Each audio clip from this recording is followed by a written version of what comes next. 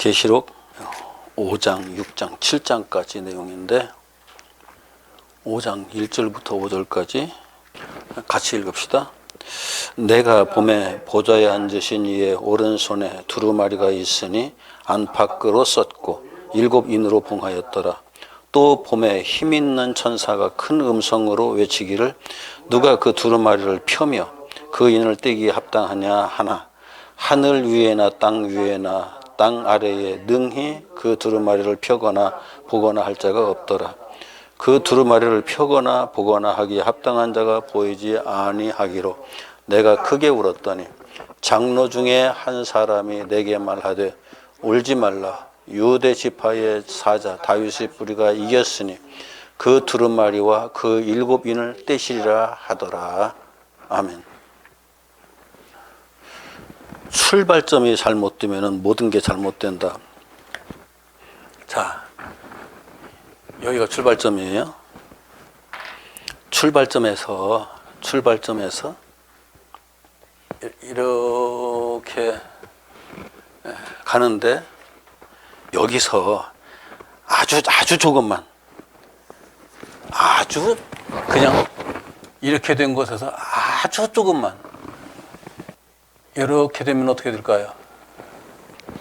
여기에서는 아주 조금이잖아요.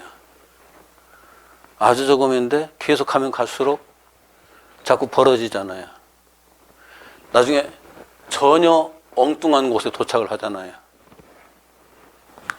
무슨 얘기냐면은 모든 일을 출발점에서 아주 근소한 차이 때문에 우리는 엉뚱한 방향으로 간다고요. 모든 일이 다 그래요. 그런데 그것을 고치려면 어디까지 가야 돼요? 여기서 가는 방법도 있지만 이렇게 가기가 쉽지가 않아요. 문제점을 알아야, 어디에서 문제가 생겼는지 알아야 거기에서 출발을 다시 해야 되기 때문에 굉장히 어려운 거예요, 사실상 이게. 그런데 여기까지 와서 내 문제를 아무리 발견해도 그래서 쉽게 가지지 않는 거예요. 회교도들이 회교 공부를 해가면서 아, 여기에 문제가 있구나 다시 가려고 그러면 내가 지나온 모든 걸 다 부정해야 되잖아요. 이게 쉽겠어요? 내 역사를 다 부정해야 되는데, 나라는 존재 자체를 부정해야 되는데. 그래서 그쪽 세계에서는, 신을 절대적으로 인정하는 세계에서는 내가 여지껏 믿었던 신을 버려야 되잖아요. 이게 쉽겠냐고요. 그만큼 어려운 거예요, 이게. 특히 종교의 세계에서 신을 바꾼다는 건 회교도들에게는 이게 어찌 보면은 종교를 바꾼다는 것은 죽음이에요. 그냥 그 문화 속에서는. 가정에서도 너는 내 자식 아니야 돼버리고 말고, 그 사회에서도 매장당하고 말아요. 이게 정치, 경제, 사회까지 전부 다 한 종교 안에 다 통합돼 버리니까 더더군다나인데, 이슬람도 그렇지만 유대교도 마찬가지거든요. 유대교도 출발점에서 문제가 생겼는데, 그래서 유대교인들이 기독교로 개종을 하잖아요. 유대교에서 아예 배제되는데, 유대교에서만 배제되는 것이 아니라 유대인이 유대인으로서 인정을 못 받아요. 그때부터. 재미있는 거 있죠. 이스라엘 백성들은 우리나라와 같이 의무적으로 군에 가야 돼요. 남자나 여자나 할 것 없이. 그런데 유대인의 사회에서 너는 유대인 아니야 라고 이제 배척되잖아요. 그럼 너는 군대도 못 가, 이제 그렇게 되는 거예요. 우리나라 같으면 좋다고 하겠지만 유대 사회에서는 그게 또 치명적이에요. 모든 의무도 다 멈춰버리지만 모든 권리도 권한도 다 멈춰져 버려요. 그렇기 때문에 사회에서 완전히 배척돼 버린다고요. 그래서 유대교에서 기독교로 개종하기가 참 쉽지 않아요.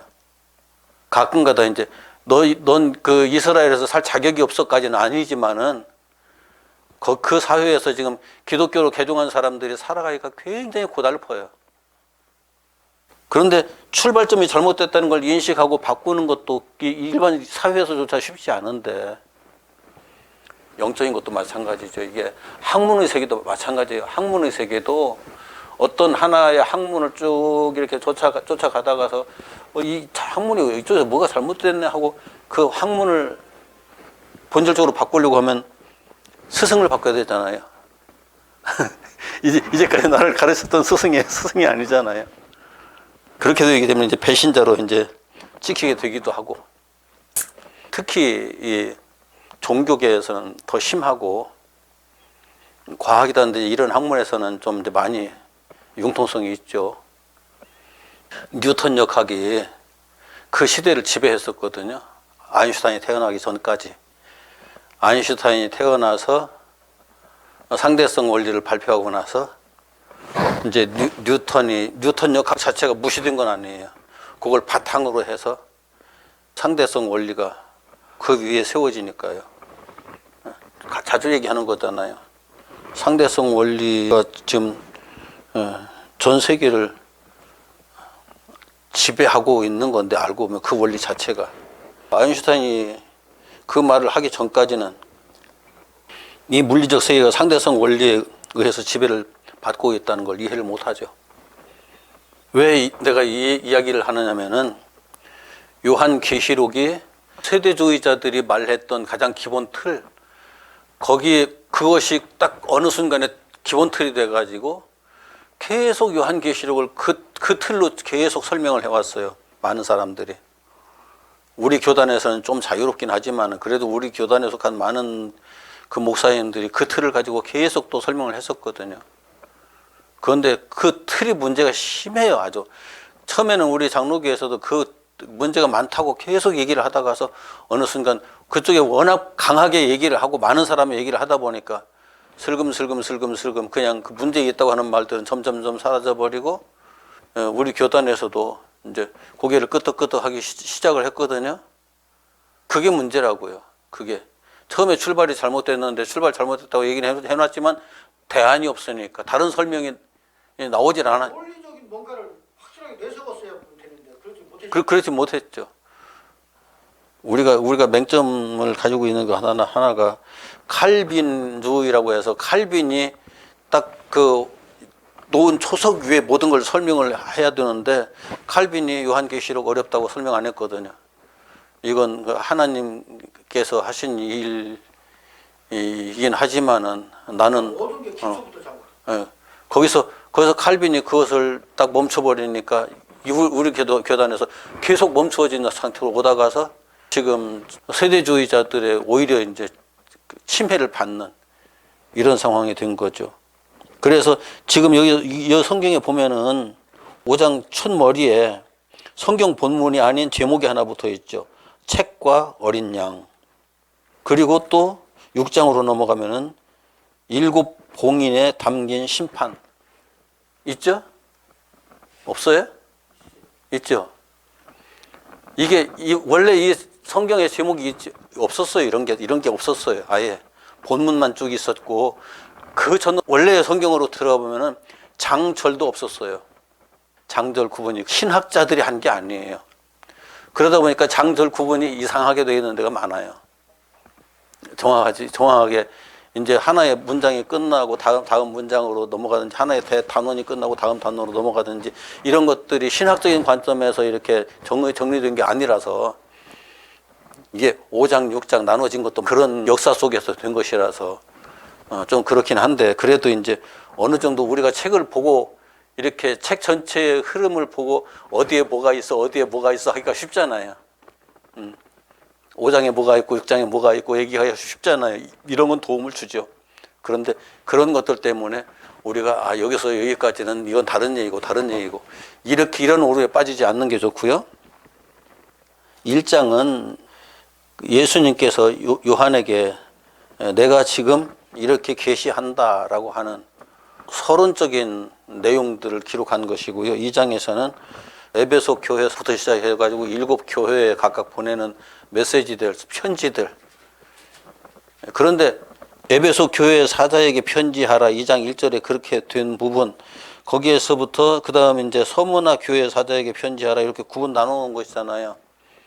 이건 요 부분만 에베소 교회에 보낸 것이 아니고 계시록 전체를 에베소 교회에게 보내는데, 부분은 특별히 에베소 교회가 주목해 봐야 할 부분이다 하는 것에 대한 내용이지, 나머지 부분들은 에베소 교회와 상관없으니까 여기는 에베소 교회 보낸 게 아니고 이것만 보낸 것이다, 그런 의미가 아니에요. 7교회와 7교회 사자들에게 이것을 보내라고 말씀하셨기 때문에 7교회 다 보낸 거예요.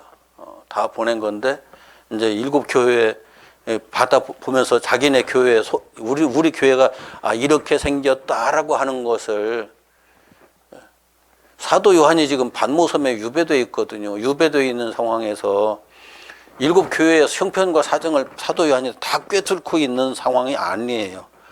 그런데 예수님께서 이렇게 편지를 쓰게 하심으로써 예수님께서 우리 교회의 사정과 형편을 이렇게 다 보고 있구나 하는 것을 일단 알게 되고, 그리고 우리 교회가 지금 무엇에 문제가 있구나 하는 것도 이제 알게 되는 거죠.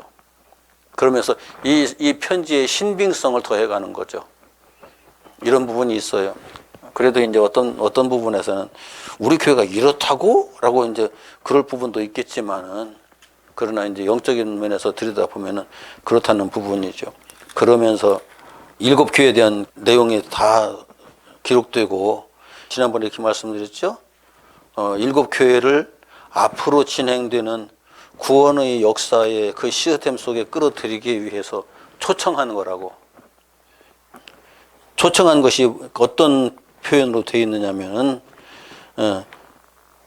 이게 지금부터 너희들이 앞으로 내가 이렇게 보여준 것들에 대한 영적 싸움을 싸워야 된다. 그 영적 싸움에서 이기는 자에게는 내가 이렇게 해주겠다. 그런 약속들이 다 있거든요. 그 약속들을 보면서 성령이 교회들에게 하시는 말씀을 들을지어다 라고 말씀하시는 것까지 연결되면서, 지금부터 하는 얘기 귀담아서 잘 들어라, 그렇게 된 거예요. 그러면서 지금부터 하는 얘기 귀담아 잘 들어라 하는 그건 어떤 의미를 가지느냐면, 듣기만 하고 치워라가 아니라, 지금 그 얘기를 들었으면은 그 얘기를 이제 나에게 반영을 해야죠.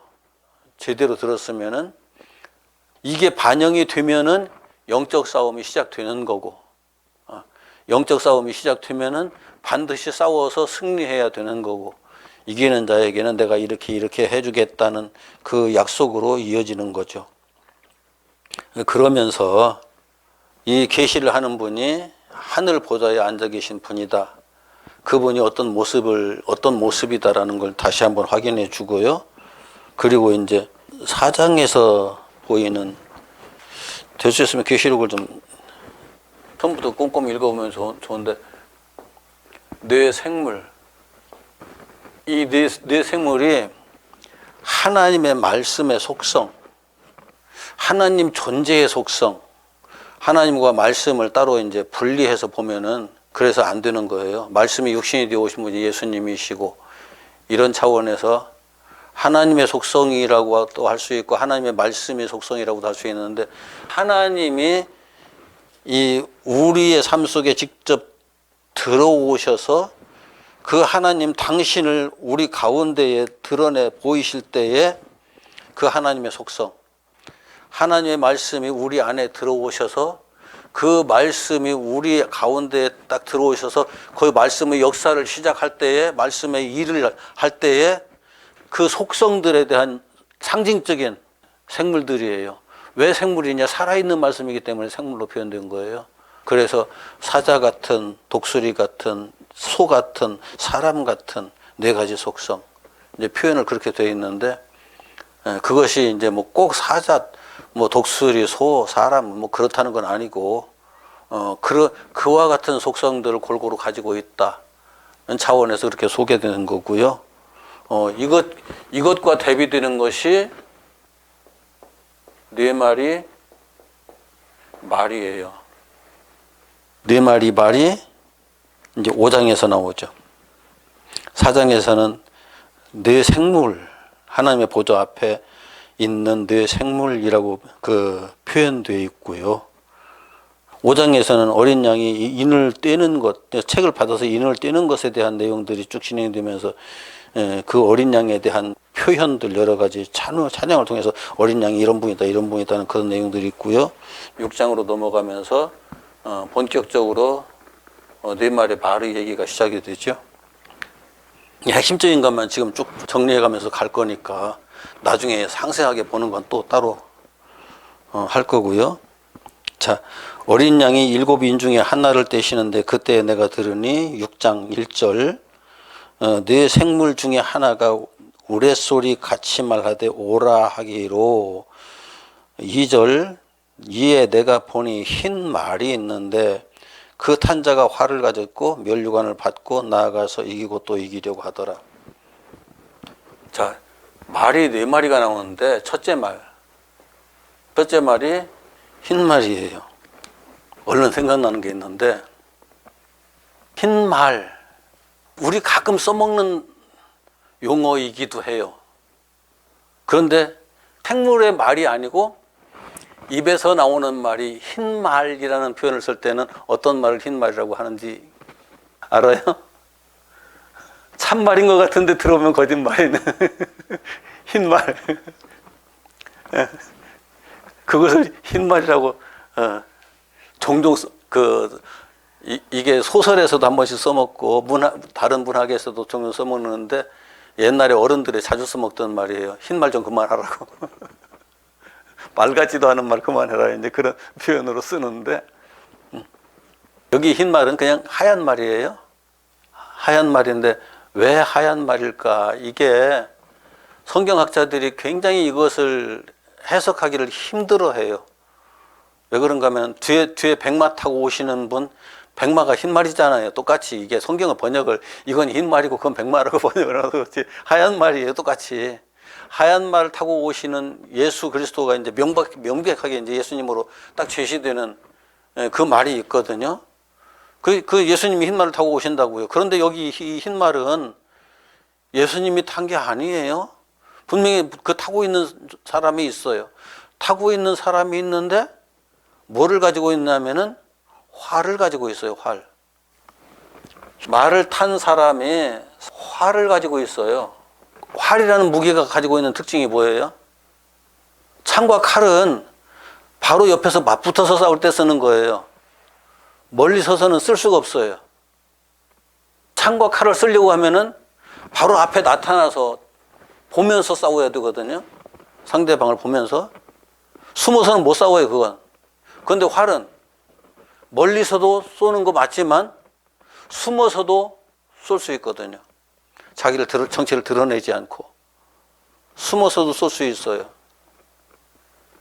그렇기 때문에 공격을 할 때 어떤 면에서 멀리서 공격을 한다, 숨어서 공격을 한다 가장 좋은 무기거든요. 그런데 흰 말을 탄 자가 특징이 이기고 또 이기려고 하더라. 그러고 끝나요. 끝까지 승리자가 되는 것이 아니라 지금 이기는 것 같고 또 이기려고 하더라 하고 끝나요. 예수님이 이기고 또 이기려고 하는 것으로 끝나는 예수님은 아니죠. 분명히 앞에서 어린 양이 승리자라고 얘기를 해요. 어린 양이 이겼으니 딱 못 박아버려요. 그 인을 떼시리라. 그렇게 얘기를 하거든요. 그런데 흰 말을 탄 자는 이기고 또 이기려고 하더라 해요. 그런데 이 첫째 말뿐만이 아니라 둘째 말도 그렇고 셋째 말도 그렇고 넷째 말도 그렇고 다 부정적인 면을 가지고 있는 말들이에요. 그런데 흰 말은 부정적인 그 어떤 것도 딱 보이진 않아요. 뭐가 부정적인 것이야? 이렇게 되는 거죠. 좀 더 쉽게 생각해 봅시다. 이 세상의 모든 논리가 아까 오전에 얘기했죠. 상대적인 거예요? 절대적인 거예요? 상대적인 거예요. 상대적인 것이 이 세상 살아가는 동안은 굉장히 중요한 것들 있잖아요. 그 지식들이 다 상대적인 것이긴 하지만 이 세상 살아가는데 그 지식들을 무시하면 우리가 살 수가 없잖아요. 그 지식을 우리가 따라야 돼요. 어차피 어쩔 수 없이. 그런데 그 지식은 절대적인 지식이 아니기 때문에 언제든지 내려놓을 수 있어야 된다고요. 언제든지. 진짜 지식이 오는 날에는 아무런 의미 없거든요.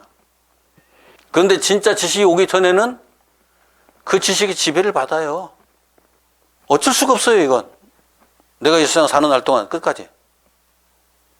때에 따라서 그거보다 이제까지 알던 지식보다 더 나은 지식이 오면은 이 지식이 이걸 차지해버리고 이것은 물러가긴 하지만 이것도 마찬가지잖아요. 뉴턴의 그 역학이 아인슈타인의 상대적 역학이 딱 오니까 자리를 물려주고 이것이 그 자리에 서서 지금 온 세상의 모든 지식을 다 주장하여 가는 것 같은. 그런데 이것도 절대적 지식이 오면 또 아닌 거예요. 그런데 그럼에도 불구하고 그것이 절대적인 것 같이 느껴지죠. 이 땅의 모든 지식이 다 그래요. 경제적 지식이나 정치적 지식이나 일반 사회적 지식이나 과학적 지식이나 이 모든 것들이 다 똑같아요. 그래서 진리인 것처럼 보이지만 진리가 아닌 절대적인 것 같지만 절대적이 아닌 그런 지식의 세계, 그런 이론의 세계, 그런 논리의 세계. 이게 사탄이 선악을 알게 하는 나무의 열매를 먹으면은 너는 하나님처럼 돼야 하는 그 속임수에서부터 시작된 그 지식의 세계이거든요. 그것이 이 땅의 문화의 기본 틀이 되어 있는 거죠. 네 마리 말은 이 땅의 문화의 기본 틀을 상징해요. 왜 그런가 하면은 로마 시대의 문화, 이제 로마 시대에 쓰여진 거잖아요. 로마 시대의 문화를 생각하면은 로마 시대 하면 가장 먼저 떠오르는 문화적 상징성을 띈 것이 뭘까요? 로마 시대의 그 문화적 상징성을 띈 것. 우리들이 그 로마 시대의 서양 경화들을 한 번씩 접하잖아요. 벤허라든지 코바디스 같은 거. 거기에 가장 강력하게 등장하는 어떤 문화적 요소가 있거든요. 살아있는 동물로서 상징적인 것, 말. 다른 것들은 살아있는 게 아니에요. 말은 살아있는 문화적 상징적인 동물이에요. 그런데 우리들이 가지고 있는 이 땅의 모든 지식이 살아있는 지식일까요? 죽어있는 지식일까요?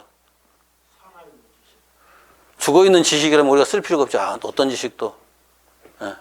지금 살아있어서 우리의 삶 속에서 직접 작용을 하고 있어요. 그 모든 지식들이.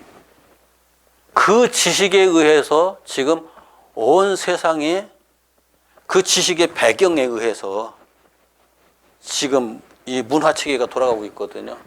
사회, 경제, 정치, 모든 것들이 다 돌아가고 있거든요. 그게 가장 핵심적인 기본 바탕이에요.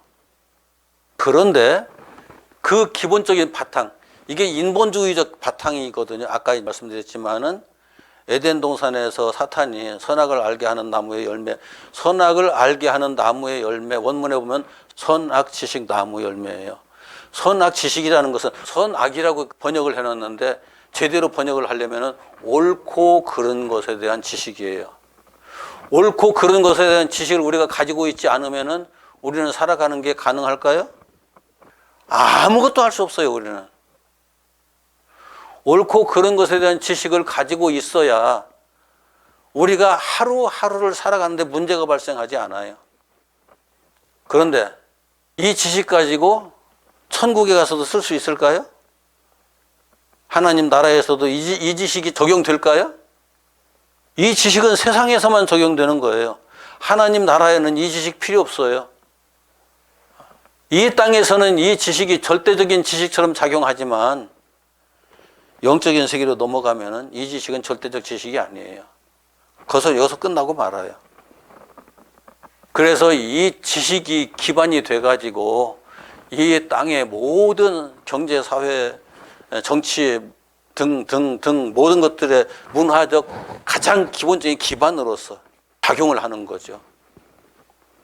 이건 지금 우리들이 이 땅에서 영적 생활을 하는데도 바로 이 기반 위에서 영적 생활을 하는 거예요. 알고 보면. 이것을 벗어나서는 못해요. 어차피. 여기에서 영적 생활하면서 거듭난 뒤에야 비로소 이것이 아무런 쓸모없는 것이야 라고 비로소 이제 이해를 하게 되는데, 그때까지는 이게 훈련장의 시스템이에요. 흰 말이 가지고 있는 특징이에요. 지식의 세계, 이 땅의 지식의 세계. 더 깊은 얘기는 나중에 이제 시간이 되는 대로 하고요. 둘째 인을 떼실 때에, 자, 3절, 4절. 붉은 말이 나와요, 붉은 말. 한번 읽어보죠. 4절 시작. 이에 다른 붉은 말이 나오더라.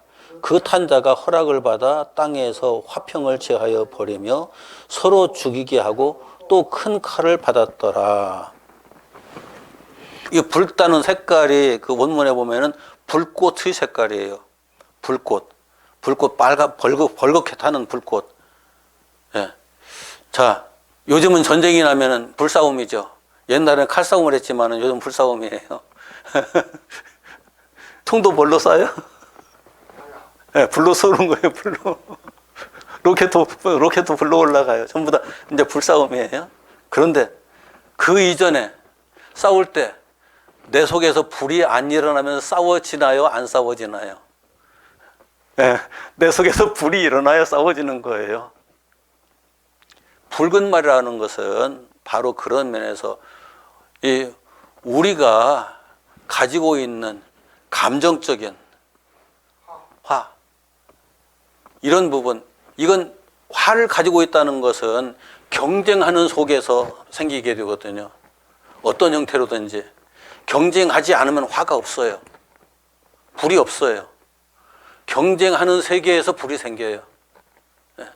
이 사회가 경쟁 사회다, 이제 그런 말이에요. 이 문화가, 이 땅의 문화가 끊임없이 경쟁한. 그러니까 우리는 태어나면서부터 경쟁의 시스템 속에 딱 들어와서 유치원부터 경쟁해가면서, 옛날 사회에서는 경쟁 안에서 좀 우위를 차지한 사람들이 끝까지 우위를 차지고 가잖아요. 왕이 된 사람은 계속 왕으로 사는 거고, 인도 같은 나라는 사제가 된 사람은 대대손손 사제 노릇 해먹고, 이게 어느 순간에 경쟁에서 이긴 사람들이 그 자리를 먼저 차지해버리고 너희들은 절대 못 올라와 해버리면서 생긴 거잖아요, 전부 다. 그래서 경쟁 사회에서 이기려고 하면은 가장 중요한 게 뭘까요? 여기 큰 칼이라고 그랬어요. 큰 칼. 큰 칼만 칼이 아니라 상대방을 제압할 수 있는 힘을 가지고 있는 사람, 그것도 큰 힘을 가지고 있는 사람이래야 그 경쟁에서 이기는 거예요. 오늘날에 그 큰 칼이라고 하는 게 단순하게 무기만 큰 칼은 아니잖아요. 그래서 경쟁 사회에서 지금도 서로 큰 칼을 가지기 위해서 공부를 열심히 하는 거잖아요. 중국이 아무리 지금 큰 소리 쳐봐야 더 큰 칼을 가지고 있는 미국한테 큰 소리 칠 수 있는 입장이 아니잖아요. 그냥 옆에서 깔짝깔짝만 하고 있을 뿐이지. 요즘 전쟁은 아무리 큰 칼을 가졌다고 해서 순식간에 그냥 이길 수 있는 전쟁은 없어요. 지금 현대사회에 들어오면서 그렇게 돼버렸어요. 옛날 징기스칸 때는 말 타고 칼만 들고서 그냥 무작정 밀어붙여가지고 숫자 많은 사람이 이겼는데, 끝까지 버티는 사람이 이겼는데, 요즘은 그렇게 단순하지 않거든요. 그래도 큰 칼을 가지고 있는 사람이 훨씬 유리해요. 무조건 유리해요. 그래서 큰 칼을 가지기 위해서 지금 우리는 끝없이 경쟁을 하는 거예요. 또 이런 문화다, 이 땅의 문화가 기본적으로. 자, 두 번째 문화, 경쟁의 문화. 예. 이것이 두 번째 말의 이야기예요. 자, 세 번째 말로 넘어갑니다. 세 번째, 5절, 6절 시작. 셋째 인을 떼실 때에 내가 들으니 셋째 생물이 말하되 오라 하기로, 내가 보나 검은 말이 나오는데 그 탄자가 손에 저울을 가졌더라. 내가 네 생물 사이로부터 나는 느한 음성을 들으니 이르되 한 데나리온에 밀 한 대요 한 데나리온에 보리 석 대로다. 또 감람류와 포도주는 해치지 말라 하더라. 자, 값을, 어떤 것에 대한 값을 매기고 저울을 가지고 있는 사람, 어떤 사람이에요? 경제를 지배하는 사람이에요. 경제를 지배하는 사람. 그러니까 저울을 가진 사람이 값을 매기나요? 아니면은 옆에서 보는 사람이 값을 매기나요? 이 세상이 경제 논리로 모든 시스템이 돌아가는 것이다. 바로 이 전제예요. 그러니까 경제의 가치관이 이 세상을 지배하는, 그게 이 땅의 문화다. 맨 앞에는 지식이 지배하는 문화, 두 번째는 경쟁이 지배하는 문화, 세 번째는 경제가 지배하는 문화. 지금 경제적으로 가장 강한 나라가 어느 나라예요? 전 세계에서? 미국이 가장 지금 강하잖아요. 그러니까 미국이 말하는 걸 다른 나라들이 함부로 깔아뭉개지를 못하잖아요. 달러가 미국 돈이잖아요. 달러의 가치를 누가 결정해요? 미국이 결정을 해요. 우리는 그런 세계 속에서 살고 있어요, 지금. 이 경제를 지배하는 자가 세계를 지배하는 거라고요. 문화를 지배하는 거라고요. 구조가 그렇게 되어 있어요. 경제가 지배하는 문화. 경제의 지배권을 갖는 사람이 모든 가치를 다 결정을 해요. 이 문화적 구조를 이해해야 우리들이 이런 세상에서 내가 살고 있구나 하는 걸 이해할 수 있어요. 왜 이 말이, 경제의 말이 검은색이냐면은, 제가 경제학자들 얘기를 들어가면서 경제 공부를 해보니까 파도 끝이 없어요. 분명하게 이게 뭐라고 하는 게 딱 드러나는 게 아무것도 없어요. 그래서 검은 말이에요. 주식 잘한다고 하는 사람은 주식 얘기 들어보세요. 그 사람 얘기면 다 들 것 같죠? 주식이 그 사람 얘기한 대로 가나요? 전부 다 새카매요. 속이 들여다 볼 수가 없어요. 이게 경제를 가지고 있는 사람들이 욕망을 같이 그 안에 끌어안고 있거든요. 욕망의 속은 시커멓거든요. 그러니까 네 번째인 같이 읽어요. 7절 시작. 넷째 인을 떼실 때에 내가 넷째 생물의 음성을 들으니 말하되 오라 하기로 내가 봄에 청황색 말이 나오는데 그 탄자의 이름은 사망이니 음부가 그 뒤를 따르더라. 그들이 땅 4분의 1의 권세를 얻어 검과 흉년과 사망과 땅의 짐승들로서 죽이더라. 예. 자, 이 말이 무슨 말? 청황색 말. 청황색. 푸르딩딩한 말. 청황색이 어느 색깔이던가요? 어떤 특징을 가지고 있는, 어떤 의미를 가지고 있는 색깔일까요? 그 원문에 보면은 죽은 시체의 색이에요. 시체의 색. 예, 푸르딩딩한 색. 예. 그 색이에요. 예. 이 땅의 문화 자체가 사망의 문화인 거예요. 사망의 문화. 자, 사망의 문화라는, 내가 실질적인 얘기를 한다면은 태어나면서부터 우리는 생명이 딱딱딱딱 줄어들면서 죽어가는 거예요. 예. 태어나면서부터 우리는 사망의 역사 속에 딱 들어와요. 그러면서 그 시간들을 살다가 딱 끝나면은 이제 육체의 역사도 끝났잖아요. 그런데 하나님의 형상이 죽은 존재로 태어나요. 알고 보면 시체예요. 그런데 푸르딩딩한 그 말 뒤에 뭐가 따라와요? 그 위에 탄자의 이름도 사망이고 그 말 뒤에 음부가 따라와요. 여기 음부라는 것은 성경이 기록될 당시에 사람들이 가지고 있던 개념 속에서 죽어서 지옥에 떨어지기 전에 중간에 들어가 있는 그런 곳, 그런 의미거든요. 그러니까 흰 말과 검은 말과 붉은 말과 그리고 청황의 말. 이 말들이 상징하고 있는 이 문화적 배경이 전부 다 사망을 근본 바탕으로 하고 있는 거예요. 다 이 바탕이에요. 그냥 바탕. 이런 배경의 문화 속에 지금 우리가 살고 있어요. 이 배경의 문화 속에서 하나님의 구원의 역사가 이 배경의 문화 속에서 적용돼서 진행된다는 거죠. 그런데 사람들은 이것이 전부인 줄 알고 여기에 얽매여가지고, 아니 이것도 쉽지 않아요. 이것도 쉽지 않고 이것은 거의 눈으로 어느 정도는 이제 깨우치는 사람들은 보이는데, 다 보면 이게 이런 구조로 이 세상의 물리적 역사가 구조적으로 이렇게 돼 있고 진행이 이렇게 되어 가고 있구나 하는 것을 이해할 수 있게 되죠. 그런데 이제 다섯째인 9절, 11절까지 같이 봅시다. 시작. 다섯째 인을 떼실 때에 내가 보니 하나님의 말씀과 그들이 가진 증거로 말미암아 죽임을 당한 영혼들이 제단 아래에서 큰 소리로 불러 이르되 거룩하고 참되신 주제 땅에 거하는 사람들을 심판하여 우리의 피를 갚아주지 아니하시기를 어느 때까지 하시려 하나이까 하니 각각 그들에게 흰 두루마기를 주시며 이르시되 아직 잠시 동안 쉬되 그들의 동무종들과 형제들도 자기처럼 죽임을 당하여 그 수가 차기까지 하라 하시더라. 자, 제단 아래 있는 사람들이 제단 아래에 있는 사람이 어떤 사람들이냐? 그 말씀과 그들이 가진 증거로 말미암아 죽임을 당한 영혼들. 신앙생활을 하면서 신앙생활의 본질이 예수 그리스도와 그의 십자가라고 말씀드렸잖아요. 예수 그리스도와 그의 십자가는 그 십자가는 왜 있는 거라고요? 나를 주님과 함께 못 박기 위해서, 죽기 위해서. 그래서 구약에서는 그게 번제단으로 상징화되어 있죠. 번제단으로 상징되어 있는데 번제단에서 내가 끌고 간 희생 제물과 함께 죽어서 그 제단에서 이제 내가 죽은 존재로 거기 있는 거예요. 그런 상황에서 내가 부활해서 하나님 나라로 들어가야 되는데 번제단에서 죽은 사람, 예수님과 함께 십자가에 죽은 사람이 원통할까요? 원통할 일이 없을까요? 이 표현들이 전부 다 은유적인 표현들이라서 내가 기꺼이 주님과 함께 십자가에 못 박혀버린 사람이 내 피의 원한을 갚아주십시오 할 일이 없어요.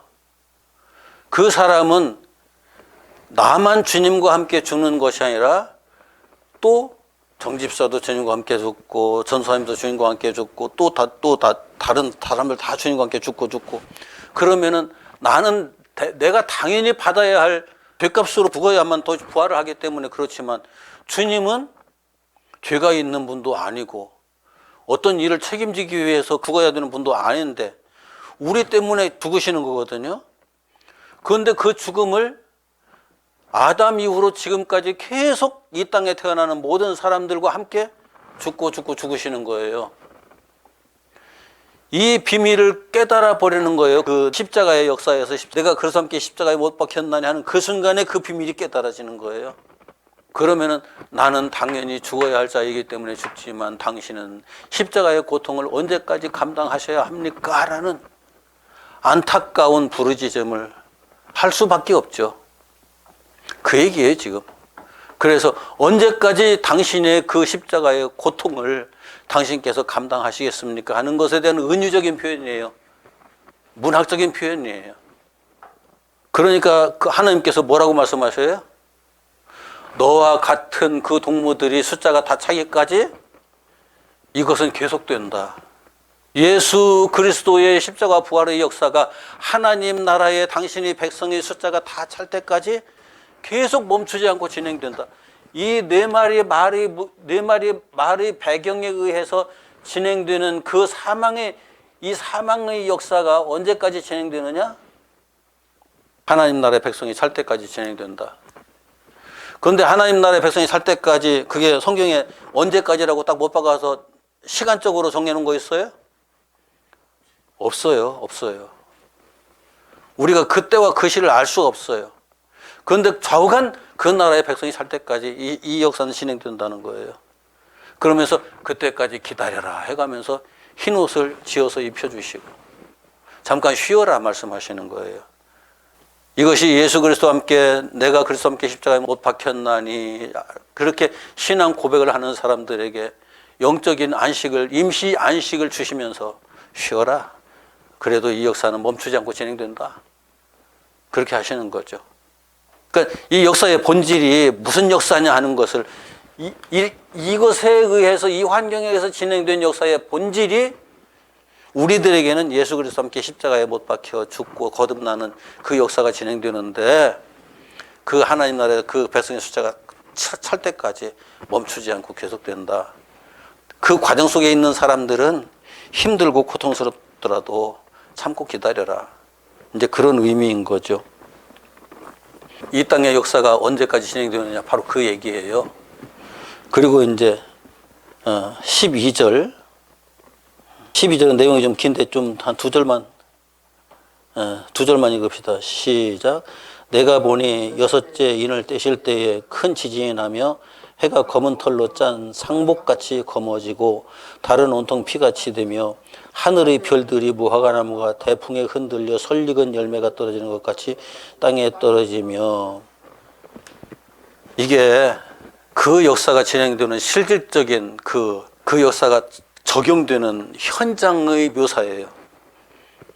그러니까 하나님께서 구원하시는 구원의 역사가 예수 그리스도와 그의 십자가의 역사가 진행되는 현장, 어디일까요?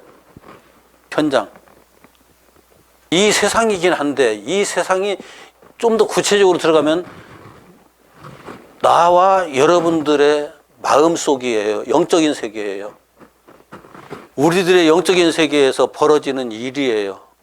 내가 이제까지 이것이 이것이다라고 생각하면서 가지고 있던 태양이나 달이나 별들이나 이런 것들에 이건 이거고, 지금도 항해하는 사람들은 그런 걸 보면서 방향을 잡잖아요. 멀리 산 같은 것도 마찬가지죠. 제가 어렸을 때 이렇게 길을 걸을 때, 아버지하고 길을 걸을 때 아버지께서 저기 시루산이야, 저기 무슨 산이야, 무슨 산이야, 우리는 어느 방향으로 가야 돼라고 설명을 해주시면서 같이 길을 걸었거든요. 그러니까 옛날에는 이게 길을 잡는 하나의 지정표 같은 거예요. 그리고 태양과 별과 달이라고 하는 것이 내가 가지고 있는 가장 근본적인 기준들이거든요. 내 안에 빛이 작용하지 않으면 나는 아무 기준이 없기 때문에 어떤 것도 판단하거나 분별할 수 없어요. 그래서 내가 가지고 있는 기본적인 기준과, 이게 전부 다 기준이죠. 그냥 기준들이 다 뒤집어지는 거예요. 신앙생활을 시작하면서부터 기준이 달라져요. 우리가 살아가는 삶의 기준 자체가 달라져요. 그런 얘기를 하고 있는 거예요, 지금. 그러면서 그런 기준들이 와르르 다 무너져 버리고 새로운 기준이 세워지는 거죠. 이게 그 어떤 충격적인 사건을 통해서 이제 이루어지는 경우가 많은데, 충격적인 사건이 아니라 할지라도 새로운 진리를 깨달고 진리가 이게 맞아라고 하는 그 순간에 예전에 내가 붙들고 있던 것들은 다 없어지잖아요. 그래야만 되죠. 그렇게 역사가 진행된다. 이제 쉽게 말하면 그런 거예요. 그게 얼마나 극심한지 가치관이 뒤바뀌면은 참 힘들거든요. 이제 지금 우리나라 같은 사회에서는 가치관이 뒤바뀌면은 옛날에 그 박정희 대통령 때 멸공할 때 공산당이 되면 우리나라에서는 못 살거든요. 가치관이 뒤바뀌면 못 살아요. 이 세상에서 살아가는 사람이 이 세상의 가치관을 다 포기해버리고 산다는 게 가능하겠어요? 못 살아요. 마찬가지예요. 유대 사회에서 유대인이기를 포기하면 그 사회에서 살아가기가 굉장히 고달퍼져요. 하나님의 말씀의 역사가 그렇게 진행된다. 그만큼 세상 살아가기가 어려운, 세상의 가치관을 그대로 적용해가면서 살기가 힘이 어려운 그런 상황이 되는데, 이제 중요한 것은 그 가운데에서 하나님께서 보시고서 당신의 종들을 선택하셔요. 이것이 7장으로 넘어가면은 이 엄청난 역사들이 진행되기 전에 7장 1절, 2절, 1절만 읽읍시다. 시작. 이 일 후에 내가 네 천사가 땅 네 모퉁이에 선 것을 보니 땅의 사방의 바람을 붙잡아 바람으로 하여금 땅의 바다에 불지 못하게 하더라. 2절 계속 읽읍시다. 또 봄에 다른 천사가 살아계신 하나님의 인을 가지고 해 돋는 데서부터 올라와서 땅과 바다를 해롭게 할 권세를 받은 네 천사를 향하여 큰 소리로 외쳐 3절 이르되 우리가 우리 하나님의 종들의 이마에 인치기까지 땅이나 바다나 나무들을 해하지 말라 하더라. 이제 4절 마저 읽읍시다. 내가 인침을 받은 자의 수를 들으니 이스라엘 자손의 각 지파 중에서 인칭을 받은 자들이 14만 4천이니. 예. 자, 여기 이제 네 천사가 땅 모퉁이에 선 것을 보니 땅의 사방의 바람을 붙잡아서 바람으로 하여금 땅이나 바다에 불지 못하게 하더라. 이게 무슨 얘기예요? 이 엄청난 이 환경 속에서 진행되는 엄청난 그 역사들이 진행되는 것을 잠깐 멈추게 하는 것. 이게 바람 분다라고 이제 표현되어 있거든요.